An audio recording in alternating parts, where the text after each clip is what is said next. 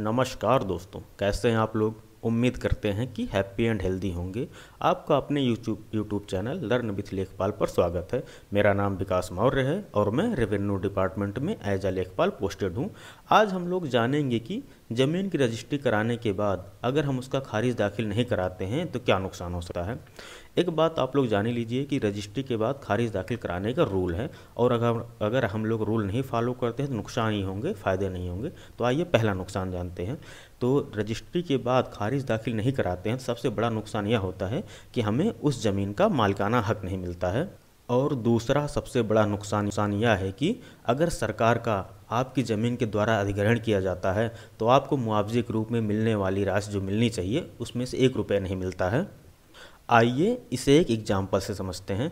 मान लीजिए आपके बाप दादा ने या फिर आपने ही कहीं पर ज़मीन की रजिस्ट्री कराई है और उस पर बढ़िया सा मकान बनवा रह रहे हैं, लेकिन आज तक उस ज़मीन का खारिज दाखिल आपके द्वारा नहीं कराया गया।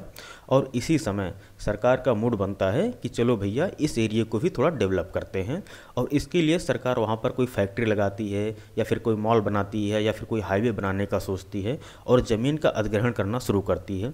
जब सरकार द्वारा आपकी ज़मीन का अधिग्रहण किया जाता है तो आप तो खुश हो जाते हैं कि चलो भैया अब तो खूब पैसा मिलेगा मुआवजे के रूप में, हम तो माला माल हो जाएंगे।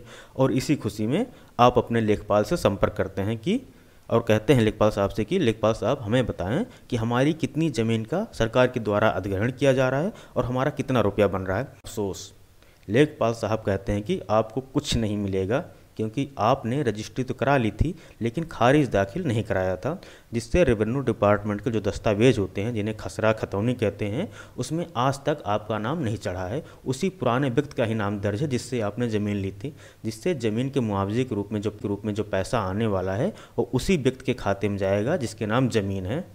अब सोचिए इस स्थिति में आपकी क्या हाल होगा। आपका घर भी गिरेगा, आपको एक पैसे मुआवजे के रूप में नहीं मिलेगा। इससे बचना है तो तुरंत रजिस्ट्री के बाद खारिज दाखिल जरूर कराएं।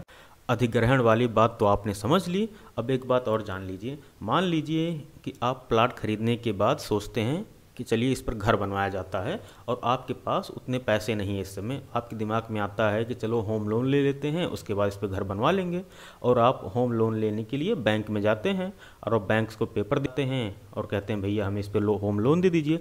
बैंक जब पेपर चेक करता है तो देखता है कि खारिज दाखिल हुआ ही नहीं है, राजस्व विभाग के दस्तावेजों में आपका नाम ही नहीं है। तो बैंक मैनेजर सीधे मना कर देगा कि भैया जब तक खारिज दाखिल नहीं कराएंगे हम आपको लोन के रूप में एक पैसा नहीं दे सकते हैं। अगर आपको लोन चाहिए तो जाइए सबसे पहले तहसील में लेखपाल से मिल के खारिज दाखिल करा लीजिए।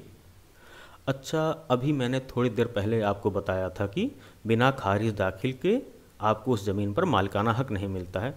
मान लीजिए कभी ऐसी नौबत आती है कि आपको अपनी वह ज़मीन बेचनी पड़ती है, तो आप उस ज़मीन को बेचने जब जाते हैं तो पता लगता है कि आपके पास उसका मालिकाना हक ही नहीं है, क्योंकि आपने खारिज दाखिल नहीं कराया था। इसलिए ज़मीन बेचने के लिए भी आपको खारिज दाखिल कराना ज़रूरी है। जब आप खारिज दाखिल कराएंगे तो आपके नाम ज़मीन आ जाएगी। अब आपके नाम आ गई ज़मीन तो आप उसका कुछ भी कर सकते हैं, चाहे बेचिए चाहे रखिए। इसलिए खारिज दाखिल ज़रूर कराएँ। इतना सब तो आपने देख लिया। अब मेरी एक बात और आप लोग थोड़ा गौर से सुनिएगा।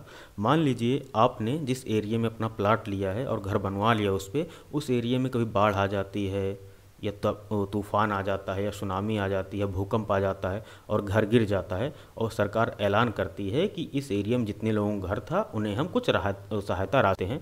और सरकार अपने कर्मचारियों के द्वारा, लेखपाल के द्वारा, तहसीलदार साहब के द्वारा सर्वे कराती है कि देखो भैया किसका कितना घर गिरा है, किसका कितना नुकसान हुआ है, उसे कुछ ना कुछ सहायता राशि दिया जाए। तब लेखपाल साहब सर्वे करेंगे, आपके घर के पास पहुँचेंगे तो देखेंगे घर तो आपका बना है लेकिन रेवेन्यू रिकॉर्ड्स में आपका नाम ही नहीं है, उसी व्यक्ति का नाम है जिससे आपने ज़मीन खरीदी थी। तो इसका मतलब जो सहायता राशि सरकार देना चाहती है ये भी आपको नहीं मिलेगी। इसलिए मतलब अब समझ ही लीजिए कि रजिस्ट्री कराना जितना ज़रूरी है उससे कम ज़रूरी नहीं है खारिज दाखिल कराना। तुरंत खारिज दाखिल कराएं।